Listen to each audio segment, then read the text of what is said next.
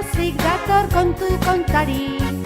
Bat, bi, hiru, hemen da miru, gure gana kontu kontari.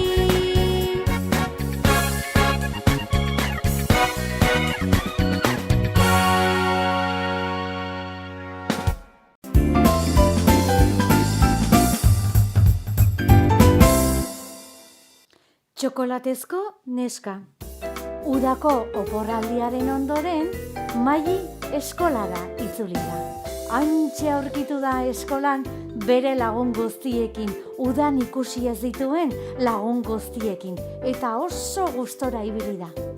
Eskolatik itzuli eta etxera iritsi denean, honelaxe esan dio bere amari. Ama, gaur lagun berri bat egin dut eskolan. Ara, alabatxo, zein ongi. Bai, baina koska egin diot. Nola ba koska? Galdetu zion oso arduratuta eta kezkatuta bere amak.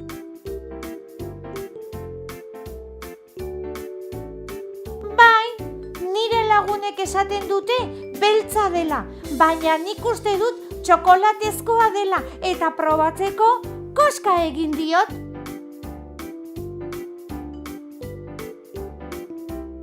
Nola ba, galdetu zion bere amak harrituta.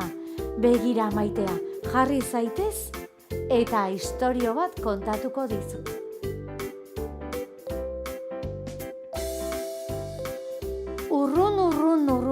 Urruneko herrialde batean, Afrikan, bazen behin zu bezalako neskato bat.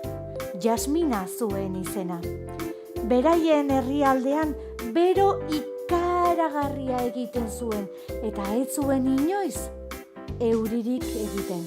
Horregaitik lur guztia lehor-lehorra zegoen. Ez zegoen ibairik, ez zegoen baratzarik, ez zegoen zuaitzik, ez zegoen belar txiki bat ere. Bertako biztanleek ezin zuten etxetik atera. Zergatik? Eguzkiak hain indartsu jotzen zuen, beraien azala erre egiten zuela.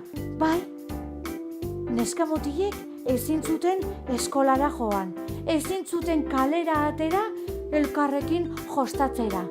Gurasoek ezin zuten lanera joan, ezin zuten lurra erein, baratzan barazkiak landatu, beti egoten ziren etxean gordeta eguzkiaren izpiez babestuta. Baina egun batean Jasmina oso haserre eguzkiarekin honelaxe esan zion bere amari. Ama, bihar goizean egun sentian eguzkiarekin hitz egitera joango naiz, oso haserre nago. Ezin dugu horrela jarraitu. Jasminaren amak irrifar txiki batekin begiratu zion. Alabatxo, esan ez bezala, nola joango zara ba eguzkiarekin hitz egitera?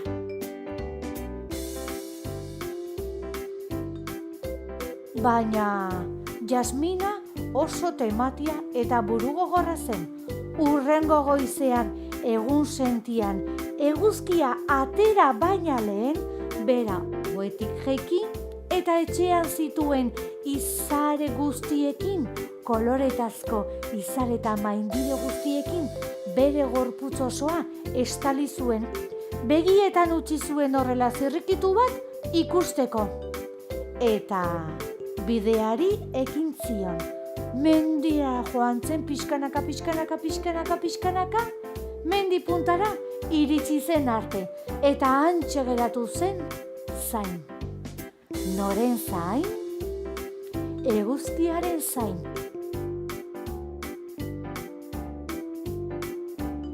Hantxe zegoela, mendiaren beste aldetik, egun sentian eguzkia etorri zen. Eta mendi artetik atera bezain laster, Jasminak honela esan zion. Aizu, ezin dugu gehiago. Zure izpiek oso indartsu jotzen dute eta gure azalari mina egiten dio. Ezin dugu eskolara joan, ezin dugu kalera atera, ezin dugu ezer egin. Mesedez, zure izpiek mina egiten digute. Pixka bat suabeago egingo lukete.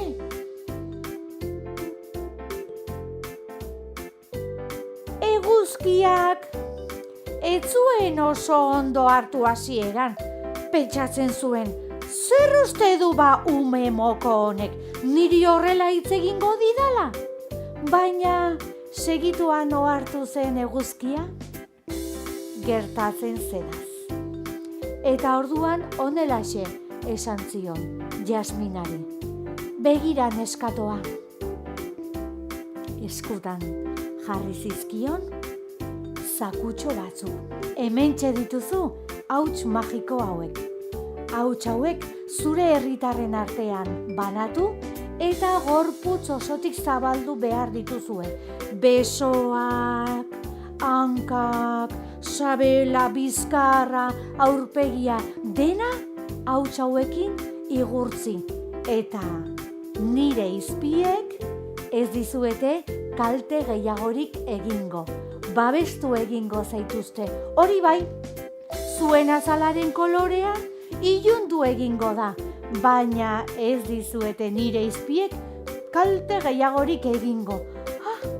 Ideia ikaragarria iruditu zitzaion Jasminari.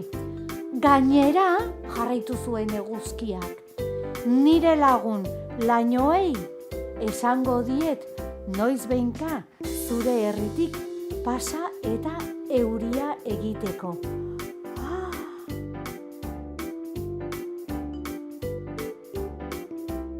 Oso pozik jaitsi zen Jasmina menditik, eta eguzkia ere oso harro geratu zen, antxegoian diz-diz egiten zuelarik. Jasmina eguzkiak esan bezala, herrira iritsi zirenean, eguzkiak emandako zakutxoak herritar guztien artean banatu zien, eta esan bezala, gorputz guztitik bota zituzten hauts horiek. Besoak, aurpegia, lepoa, dena igurtzi zuten hauts horiekin.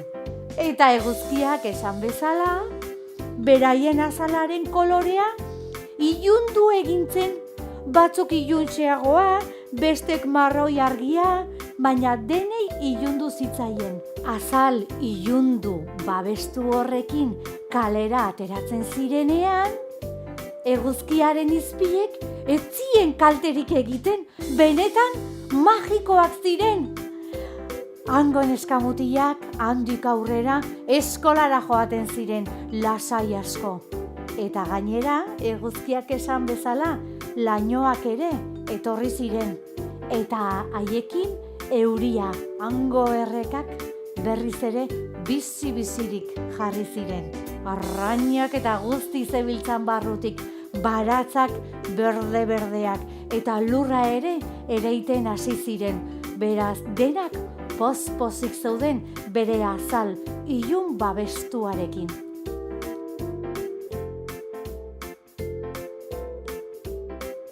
Horregaitik, Maili, zure laguna ez da txokolatezkoa. Ziurrenik bere aspaldiko arbasoak Afrika bezalako lurralde batetik datoz, eta horregaitik da bere azalaren kolorea horrelakoa.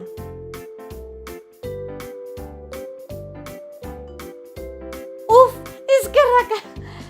Bihar bertan berarekin jolastera joango naiz, eta hemendik aurrera nire txokolatezko laguna izango da.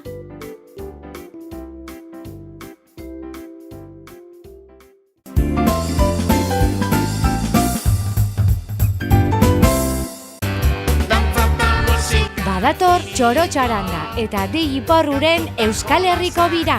Zure herrira joatea nahi duzu? Jartzaitez harremanetan kiliklon.comen. Dantza eta musika gustoko badituzu, etzazu aukera hau galdu. kiliklon.com.